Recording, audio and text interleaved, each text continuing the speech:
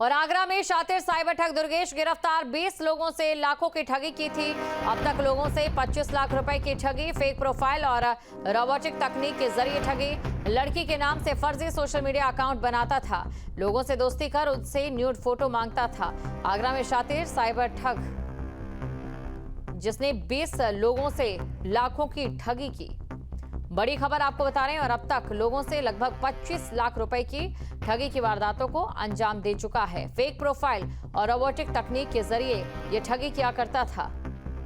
बड़ी खबर आपको बता रहे हैं। लड़की के नाम से फर्जी सोशल मीडिया अकाउंट बनाता।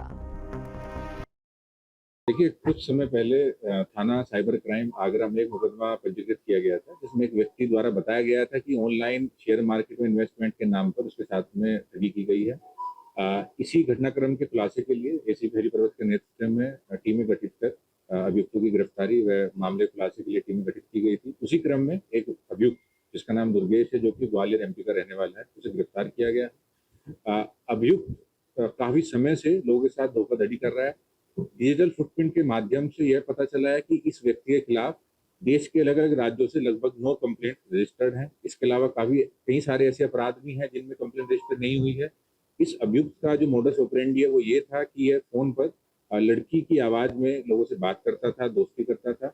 उन्हें या तो इन्वेस्टमेंट का झांसा देकर एक फेक उसकी पोर्टल या प्रोफाइल बनवाकर इन्वेस्टमेंट कराता था, या फिर कुछ मामलों में एक हनी ट्रैप के माध्यम से भी इन्होंने लोगों के साथ में धोखाधड़ी करने का प्रयास किया है।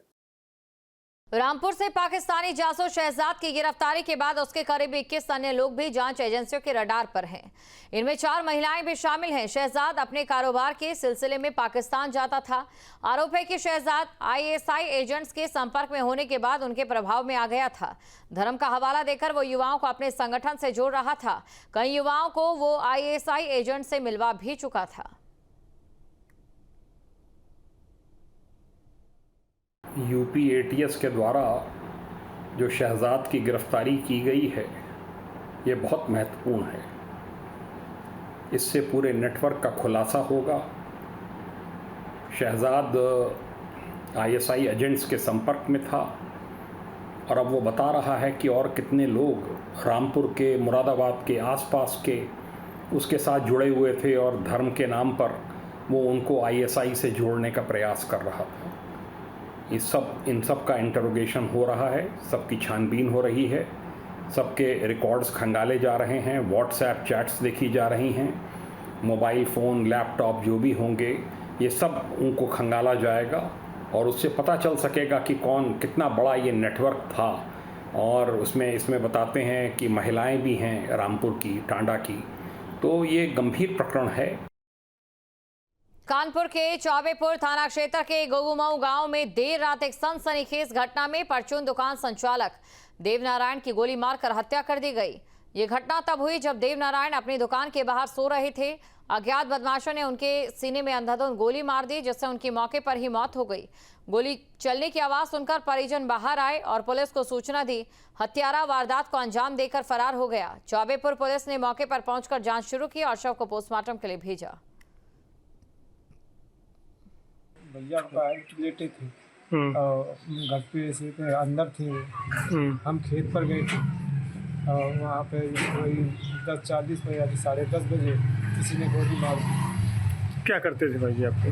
भैया दुकान पे अकेले बैठते थे। दुकान क्या लगता है किसी से कोई दुश्मनी है, किसी से कोई लड़ाई झगड़ा कभी कुछ हुआ हो? लड़ाई झगड़ा किसी से जल्दी होगा नहीं, ना करते हैं लोग।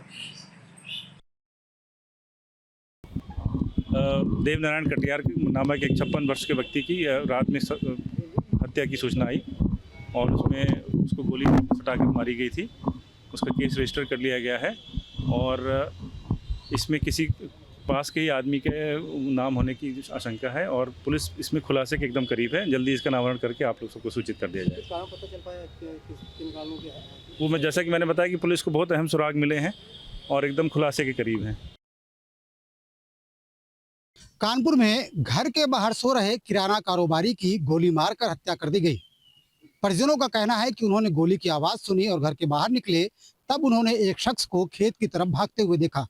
उन्होंने मामले की जानकारी पुलिस को दी। पुलिस मौके पर पहुंची। जांच पड़ताल के बाद पुलिस ने शव को कब्जे में लेकर पोस्टमार्टम के लिए भेज दिया।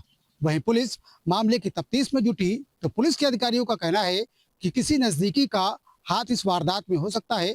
उन्हें घटना के बारे में महत्वपूर्ण क्लू हाथ लगे हैं।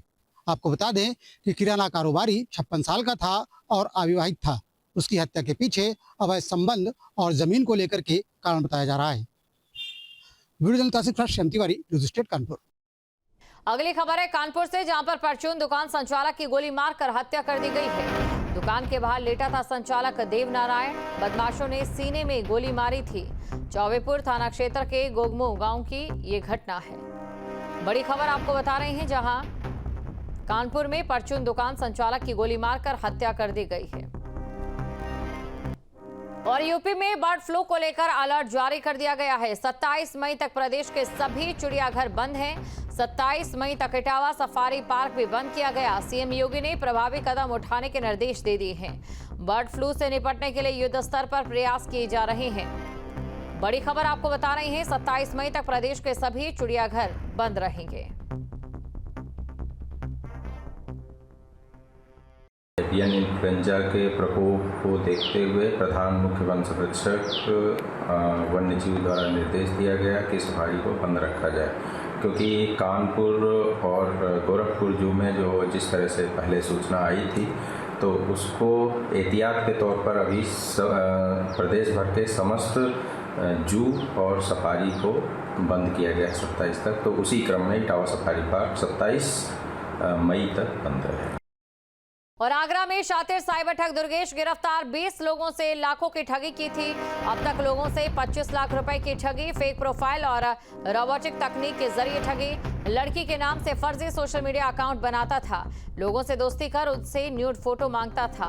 आगरा में शातिर साइबर ठग जिसने 20 लोगों से लाखों की ठगी की।